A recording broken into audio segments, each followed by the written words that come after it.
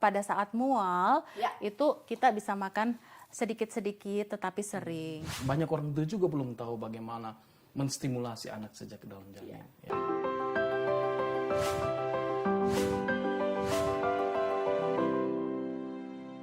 Halo, apa kabar? Saya berharap T-Friends dalam keadaan sehat, sejahtera, berjumpa kembali dalam program Selalu Sigap, di mana ini adalah sebuah program talk show atau bincang-bincang santai mengenai pendidikan dan juga pengembangan anak usia dini di Indonesia. Selalu Sigap kiranya bisa menjadi sarana berbagi informasi untuk meningkatkan kesadaran dan juga pengetahuan publik ya, terutama seputar stunting, seputar peningkatan kualitas pola asuh anak usia dini, serta peningkatan akses dan layanan pendidikan anak yang berkualitas. Merupakan satu kehormatan buat saya Jill Fandis bisa hadir di kesempatan kali ini, di mana hari ini kita hadir menampilkan sebuah topik yaitu mengenai ibu hamil. Izinkan saya untuk memperkenalkan narasumber yang sudah hadir. Yang pertama adalah Dr. Lucy Widasari MSI yang tergabung dalam tim ahli percepatan penurunan anak kerdil TP2AK. Halo Dr. Lucy. Halo Mbak Jill. Sehat ya dok? Sehat, alhamdulillah. Amin. Yang kedua juga sudah bergabung yaitu program spesialis dari ECED Tanoto Foundation, Bapak Arnoldus Paut. Ya. Halo Pak, Halo, sehat selalu ya. Sehat, Mbak. Ini adalah sebuah kesempatan yang luar biasa. Kenapa? Karena kita akan membahas mengenai sebuah fenomena di mana dalam tahapan atau fase seorang wanita, salah satu yang ditunggu-tunggu adalah saat menjadi ibu hamil. Nah dokter, sebenarnya kalau kita mau melihat fenomena public figure ya, yang memiliki badan proporsional, dan mungkin ada di antara mereka yang melakukan diet, mungkin. Nah yang benar untuk ibu hamil tuh bagaimana sih dokter? Seperti kita ketahui bahwa selama masa kehamilan itu asupan zat gizi itu tidak hanya dibutuhkan untuk ibunya saja, tetapi juga untuk janin yang dikandungnya. Untuk itu seorang ibu hamil Mbak membutuhkan zat gizi, tidak hanya zat gizi makro yaitu karbohidrat, protein, dan lemak, juga zat gizi mikro. Zat gizi makro itu adalah zat gizi yang menyumbang energi yang besar. Sementara zat gizi mikro itu dibutuhkan oleh tubuh dalam jumlah yang sedikit, tetapi dia berperanan sangat penting. Antara lain untuk aktivitas enzim, untuk metabolisme, untuk reproduksi, itu banyak sekali fungsinya. Jadi kalau misalnya kita melihat tentang tren diet itu sendiri, kita juga mesti pinter-pinter sebenarnya, nggak bisa hanya mencomot-comot informasi, benar nggak dok? Iya, betul. Oke, kalau aku bertanya sama Pak Arnold, sebenarnya salah satu fokus dari ECED, dari Tanoto Foundation itu sendiri adalah nutrisi dan kesehatan bagi ibu hamil. Mungkin bisa dijelaskan apa alasannya dan kenapa itu menjadi salah satu hal yang diperhatikan oleh Tanoto Foundation? Nah, kami juga ini merupakan satu kerjasama secara kolektif kita lakukan bersama dengan pemerintah, bahwa ini adalah isu nasional terkait stunting dan juga bagaimana kita bisa melakukan intervensi atau pendekatan bahkan pendampingan untuk orang tua sejak usia kehamilan sampai dengan anak berusia 3 tahun. Benar. Karena kita tahu bahwa di beberapa tempat sejak kita kenal dengan adanya otonomi ini, kesiapan dari daerah itu sendiri juga dari segi finansial dan segi programnya juga itu belum semuanya secara sama. Nah, ini menjadi kendalanya sehingga dari Tanoto Foundation melihat bahwa ini masa yang krusial di mana peletak dasar bisa menentukan bagaimana pembelajaran, di mana Tanoto bagaimana mengusung terkait pendidikan itu sendiri, sehingga jika peletak dasar ini tidak diintervensi dengan tepat dan baik, ini akan berpengaruh pada produktivitas orang nanti. Iya benar. Nah, kita tahu di usia sejak kehamilan sampai 3 tahun ini periode yang paling krusial. 1000 hari pertama ya. Benar, perkembangan otak. Nah, pendekatan paling banyak lebih pada kesehatan dan gizi.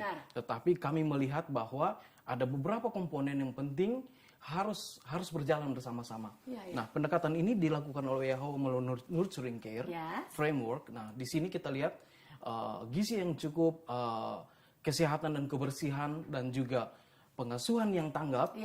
dan juga bagaimana perlindungan, dan juga salah satu yang paling penting bagaimana peluang dan pembelajaran sejak usia dini ini berjalan harus beriringan. Maka kami melihat kesehatan ini juga menjadi satu pintu pertama yang kita bisa masuk, tapi kita juga mengusung bagaimana menstimulasi anak itu sejak kehamilan bahkan sampai 3 tahun. Ini fase yang kritis dan juga masih sedikit intervensi untuk stimulasi. Dokter, sebenarnya rekomendasi atau pola makan ibu pada saat hamil itu gimana sih? Kalau dilihat dari pola makannya, sebetulnya ibu hamil dan tidak hamil itu hampir sama, yaitu 3 kali makanan utama ditambah 2 kali makanan selingan.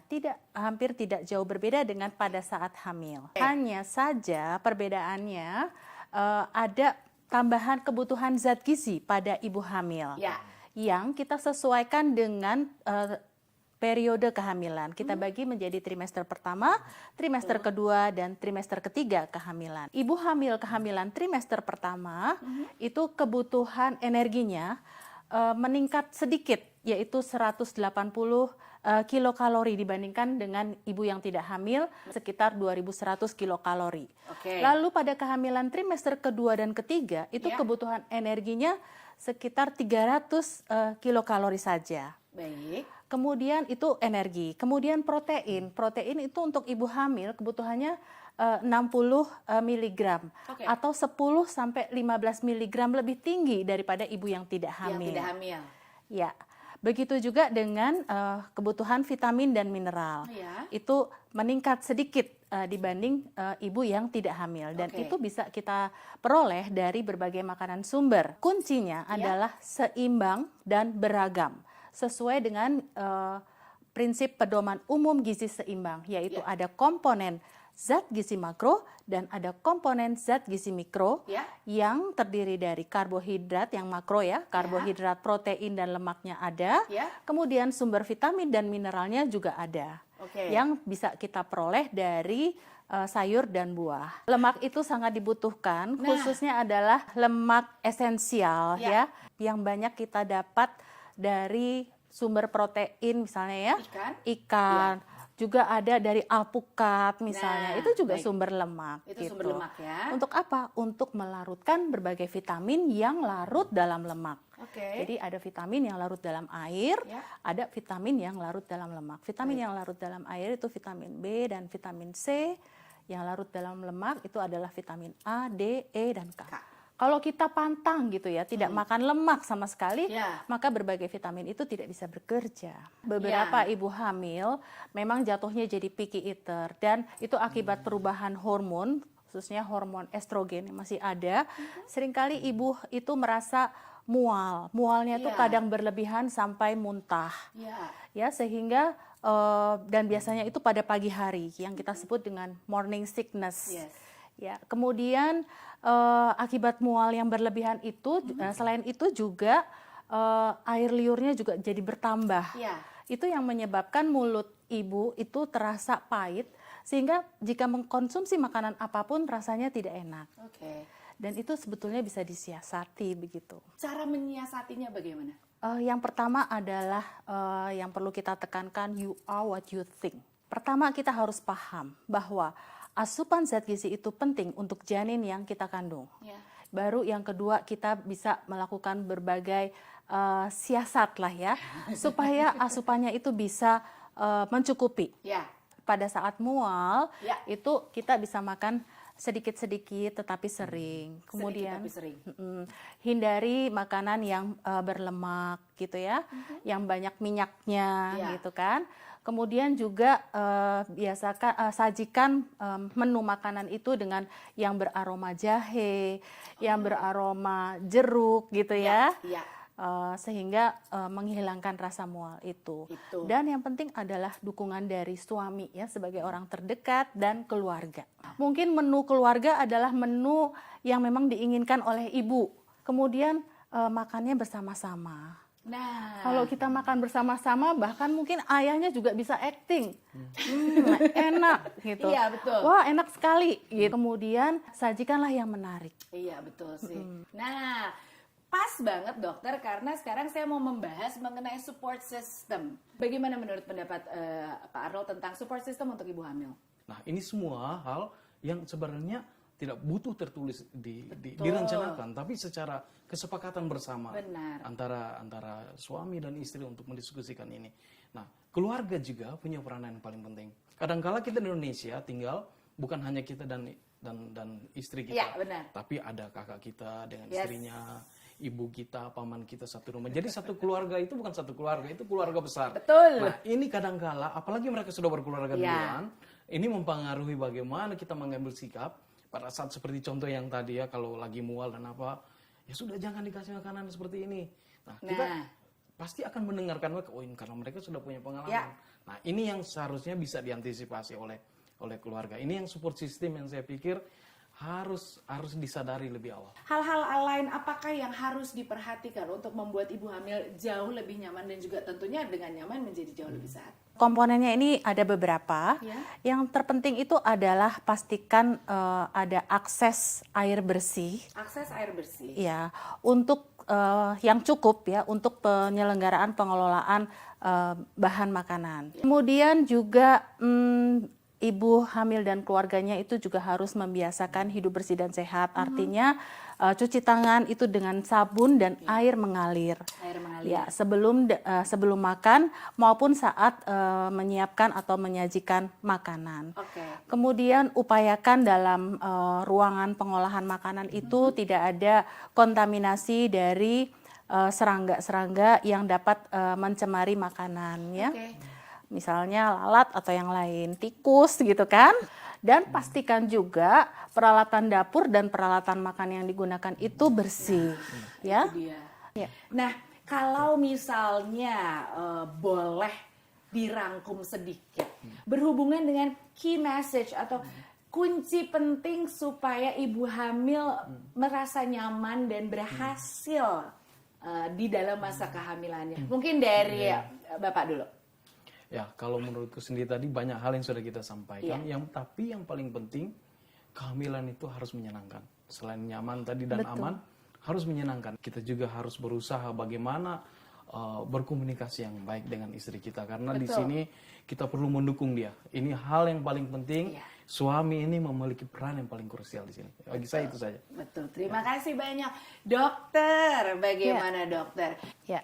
Jika seorang ibu atau keluarga memutuskan untuk hamil, berarti dia siap menjadi orang tua. Siap menjadi orang tua. Ya, dengan siap menjadi orang tua, dia tentunya ingin generasi penerusnya itu sehat dan berkualitas. Betul. Salah satu upaya yang bisa dilakukan adalah dengan menjamin asupan zat gizi yang seimbang dan beragam. Ya. Kemudian seimbang artinya sesuai dengan kebutuhan pada tiap-tiap trimester kehamilan. Sebetulnya juga bisa kita lihat juga dari berapa berat badan ibunya sebelum hamil. Nah, itu bisa dikonsultasikan juga pada saat pemeriksaan kehamilan yang pertama kali. Ya. Kemudian seimbang dan beragam itu artinya mencukupi kebutuhan baik zat gizi makro dan zat gizi mikro yang banyak terdapat di dalam makanan sumber. Ya. Berikutnya adalah biasakan perilaku hidup bersih dan sehat, ya, itu menjadi penting. Dan terakhir jaga kesehatan jiwa, raga, emosi dan pikiran. Tentunya itu akan sangat membantu yang menyebabkan ibu itu tidak ada masalah, termasuk masalah makan selama masa kehamilannya. Betul. Mengelola stres. Dr. Lucy, Pak Arnold, terima kasih banyak. Ada Sama-sama. banyak sekali hal-hal yang bahkan saya sendiri jadi belajar lagi, Dok. Dan kami harapkan teman-teman sekalian bisa mengunjungi social media kami.